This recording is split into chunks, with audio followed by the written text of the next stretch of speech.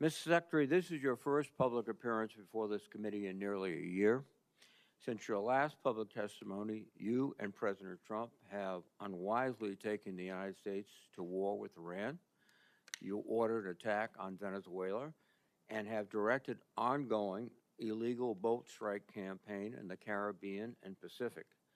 At your direction, our forces have bombed Yemen, Somalia, Iraq, Syria, Nigeria, and Ecuador. In the United States, you have deployed thousands of troops to cities like Washington, Los Angeles, Chicago, and Portland to police American citizens. And you have personally intervened to end the careers of dozens of military leaders without explanation. These actions will have significant and long-term consequences. Now you appear before us to ask for a $1.5 trillion budget, a 45% increase above last year.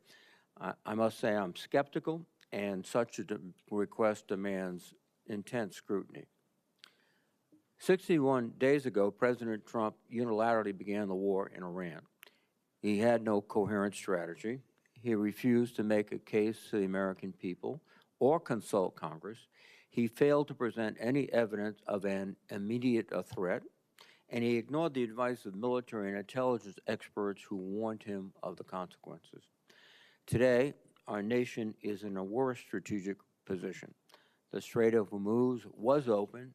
Now it is closed. 13 service members have tragically lost their lives, and more than 400 have been wounded. We have lost dozens of aircraft, sustained significant damage to our bases in the area, and expended an alarming amount of our missile inventory. Morale and readiness across the force, especially among overdeployed units and vessels like the USS Gerald R. Ford aircraft carrier, have suffered. Gasoline and fertilizer prices throughout the world have surged. American families are bearing the cost of a war they wanted nothing to do with and have gained nothing from. And yet, Secretary Hegseth, you declared victory a month ago. On April 8th, you said, in your words, Operation Epic Fury was a historic and overwhelming victory. By any measure, Epic Fury decimated Iran's military and rendered its combat forces ineffective for years to come. Let me be clear. Tactically, the United States military performance against Iran has been remarkable, and I salute the service members who have executed this mission with skill and bravery. The problem with your statements, Mr. Secretary, is they are dangerously exaggerated. Iran's hardline regime remains in place. It still retains stockpiles of enriched uranium, and its nuclear program remains viable. Iran's military retains enough combat effectiveness to keep the conflict at an impasse. Its missiles and drones remain a far greater threat than you have acknowledged, and the regime has demonstrated it can effectively control the Strait of Hormuz when it chooses. Mr. Secretary, I am concerned that you have been telling the President what he wants to hear instead of what he needs to hear. Bold assurances of success are a disservice to both the Commander-in-Chief and the troops who risk their lives based on them. Our military has performed heroically, but military force without a sound strategy is a path to long-term defeat. I'd like to know what options you are considering now, given the cost from this war and the stalemate President Trump has put us in. More broadly, Mr. Secretary, too often you have made dangerous statements that are counterproductive to the mission. You boasted about, quote, no stupid rules of engagement, just days after hundreds of Iranian schoolgirls were tragically killed in a missile strike.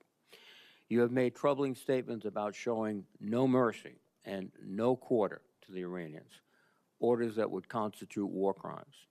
As importantly, while our men and women are fighting and dying overseas, you have focused unduly on your own personal agenda. In the past 2 months alone, you have taken upon yourself to overhaul the chaplain corps, cancel flu vaccine requirements, repeal firearm restrictions on military posts, and bar service members from attending certain universities. Just this week, you brought performer Kid Rock to an Army base to go for a joyride in an Apache helicopter after dismissing an earlier investigation into the pilots who recklessly chose to hover above his home. That runs directly counter to the chain of command and maintaining good order and discipline. Most disturbingly, during your tenure, you have fired dozens of our most senior military leaders and personally intervened to block the promotions of many others. That is a betrayal of the merit-based system that forms the foundation of our military. You are hollowing out the military's bench of experienced and highest performing senior officers while making young officers wonder if they should continue to serve. My colleagues and I have heard from countless service members throughout the ranks, many of whom will be watching right now, who are confused and disturbed by your actions. Hopefully you can explain them today.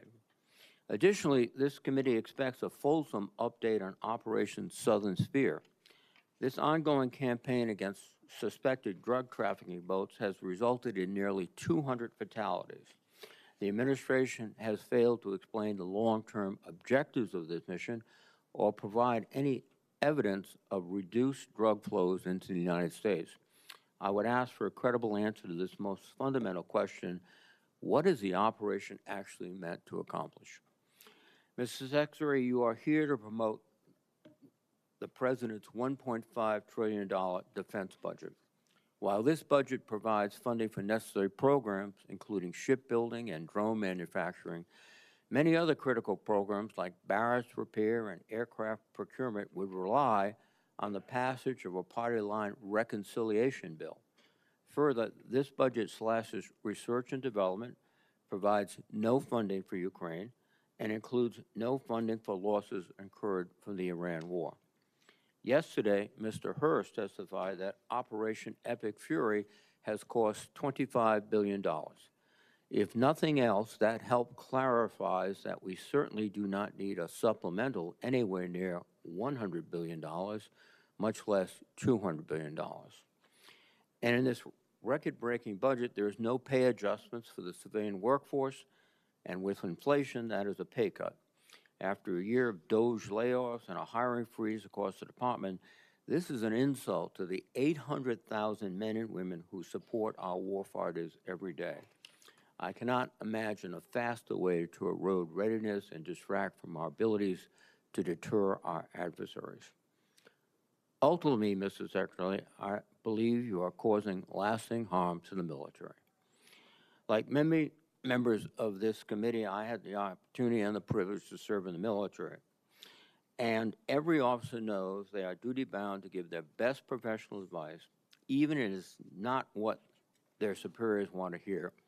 Because when leaders fear to speak honestly, people die, missions fail, wars are lost. The American people's trust in our military took 250 years to build. You are dismantling it in a fraction of that time. And trust, once long, can take generations to rebuild. Mr. Secretary, today I hope you'll take a step forward toward rebuilding the trust that has been lost.